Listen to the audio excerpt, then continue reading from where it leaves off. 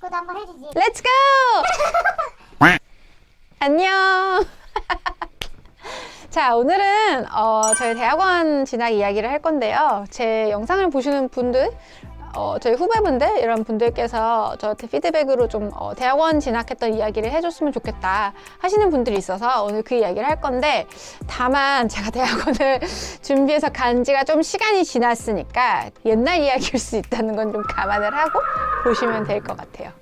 일단 처음에 대학원을 지원을 할 때 내가 어디에 지원을 할지를 좀 골라봐야 되잖아요. 그래서 전 개인적으로 생각했던 것들이 여러 가지가 있는데, 첫 번째로 생각해 볼 점은 내가 하고 싶은 전공이 뭐냐일 것 같아요. 대학교랑은 조금 더 다른 점은, 대학원은 그 학교 대학원 프로그램마다 이제 가지고 있는 레퓨테이션이 좀 다르다 보니까 학교 이름과 내가 하고 싶은 프로그램의 위상이 늘 똑같지 않을 수도 있어요. 그래서 어떻게 보면 한국에서는 이 학교는 좀 잘 모르는 학교인데 싶은데, 그 학교에 뭐 내가 가고 싶은 전공 프로그램이 진짜 좋다, 이런 경우가 있을 수 있어서 꼭 학교 네임 밸류로만 본다기보다는 내가 가고 싶은 전공의 value. 예를 들어 이제 저 같은 경우는 교육이나 국제 정치, international relations라 해서 IR 쪽 학교를 좀 많이 봤었는데, 그런 학교들을 가려고 했을 때 어떤 학교가 어떤 프로그램이 좀 더 좋은 질의 교육을 나에게 제공을 하느냐 좀 볼 필요가 있는 것 같아요. 그래서 예를 들어서 IR 같은 경우는 이제 물론 당연히 하버드라던가 뭐 콜롬비아 이런 아이비리그 스쿨도 되게 좋지만, 제가 지원했던 학교 중에 하나인데 터프스 대학이라는 학교가 있어요. 거기에서 플래처 스쿨이라는 곳이 이제 IR 쪽 전문으로 하는 전문 대학원인데, 그 학교가 전문 대학원 IR 쪽으로 해서 이제 랭킹을 보면은 늘 거의 상위 탑5 안에 들어가는 학교거든요.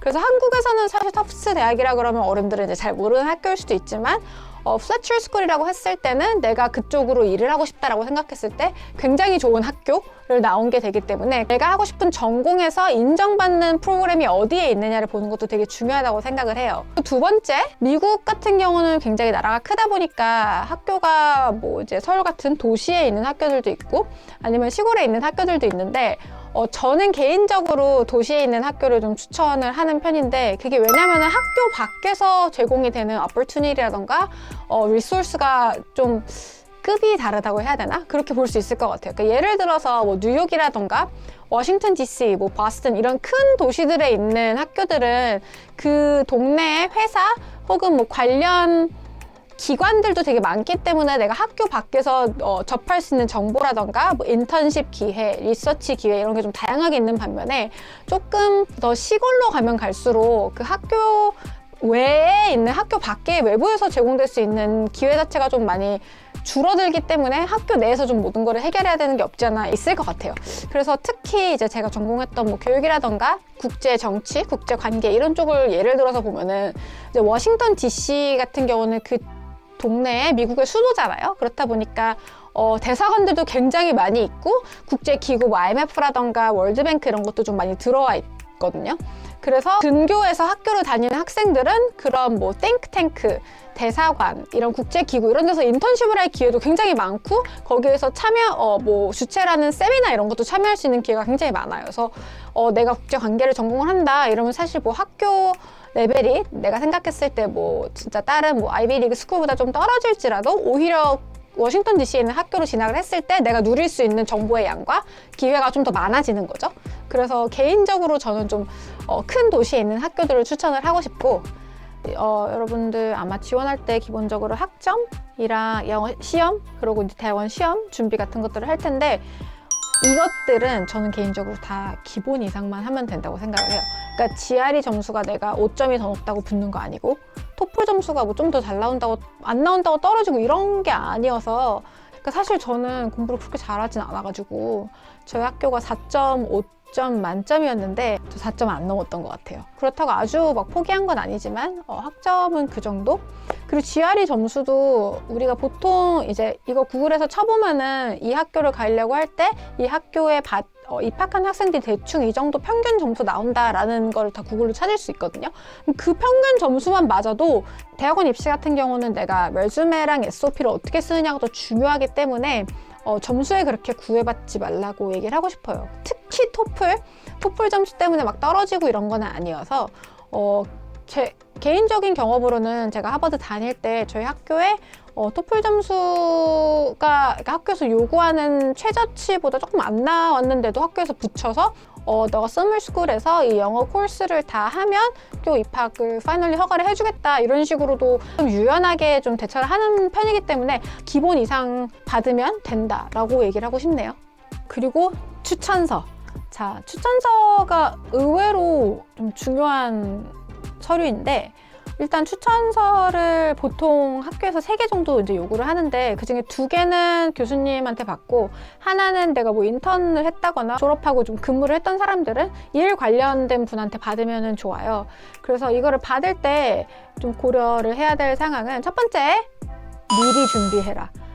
절대 앞일이 닥쳐서 데드라인이 막 얼마 안 남았는데 교수님 써주세요 이러면 사실 굉장히 실례기도 하고 준비를 할 시간이 별로 없기 때문에 좋은 추천서가 나올 수가 없어요.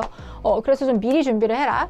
두 번째는 이 내가 추천서를 받고 싶은 분과 좀 좋은 관계를 만들어 올 필요가 있어요. 대부분의 선생님들이 학생이 잘 됐으면 좋겠으니까 추천서를 써주시는데 그 추천서를 내가 정말 이 학생이 잘 될 거라고 믿고 이 학생을 위해서 이 학생이 이 공부를 하면 너무 우리 학계에 좋은 영향이 있을 것 같고 막 이런 생각을 가지고 진짜 진심과 성을 다해서 써주시는 추천서랑 그냥 형식적으로 써주시는 추천서는 당연히 읽는 사람도 다르게 느껴질 수밖에 없거든요.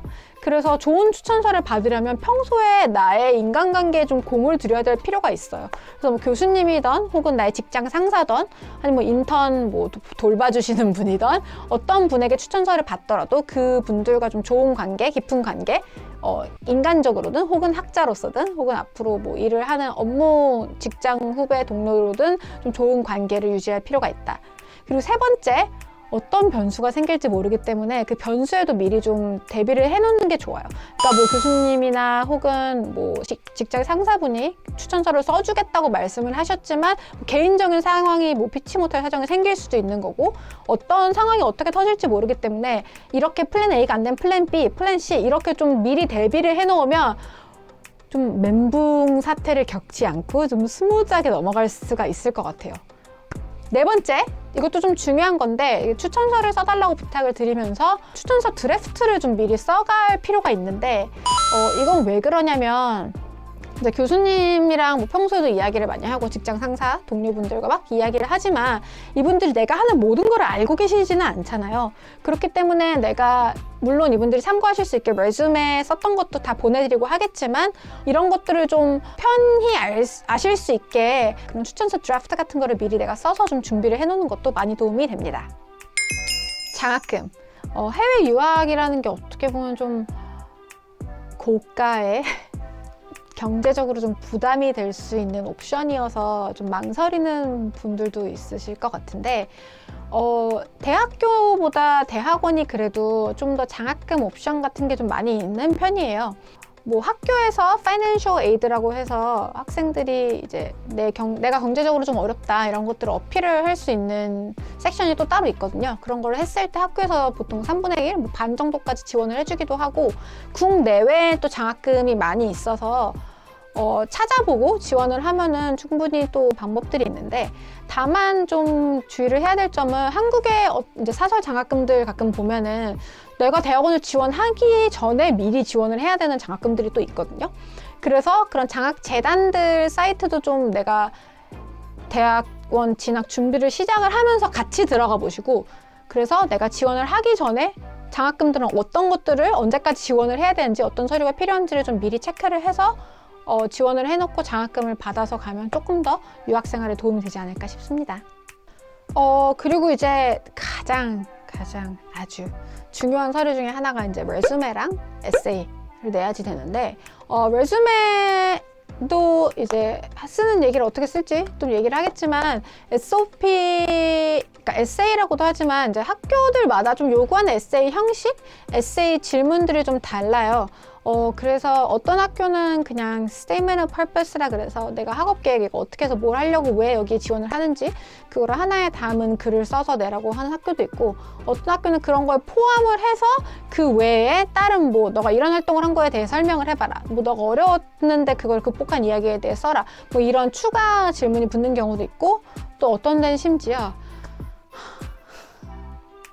무슨 policy paper를 써가지고 내라 막 이런 학교도 있었어요. 그러니까 뭔가 진짜 과제를 주고 내가 과제를 해서 내야지만 갈 수 있는 그런 학교들도 있는데, 그래서 학교들마다 그게 좀 다르고 애플리케이션 프로세스가 시작되면서 학교들마다 그 어드미션 사이트에서 그걸 다 오픈을 하기 때문에 바로 보고 그걸 어떻게 할 수 있는지 좀 생각을 해보는 게 중요하고, 근데 이거는 조금 내용이 길어가지고 다음 영상에서 SOP, 에세이, 레주메 어떻게 썼는지에 대한 얘기를 좀 따로 다뤄보도록 할게요. 근데 어쨌든 사실 대학원의 당락을 결정짓는 거는 이 에세이라고 해도 과언이 아닐 정도로 너무너무 중요한 거라서 신경 써서 준비를 하고 늘 어떻게 나를 포장할 것인지에 대해 생각을 해보길 바랍니다. 자, 그래서 오늘은 대학원 입시에 대한 약간 수박 겉핥기를 한번 해봤는데, 사실 미국 대학원 입시의 요지는 이 학교에서 어떤 인재를 원하고 나는 어떤 사람이고 이런 걸 할 거기 때문에 내가 매력적이다 라는 스토리를 어떻게 풀어내느냐에 대한 싸움인 것 같아요. 오늘 이렇게 겉핥기를 해봤으니까 다음에 기회가 될 때 그럼 그 수박 속에는 어떤 과육이 있는지, 어떻게 에세이를 쓰고 어떤 식으로 나를 포장해야 좀 더 어필을 할 수 있을지에 대한 이야기를 한번 해보도록 할게요. 그럼 오늘도 안녕!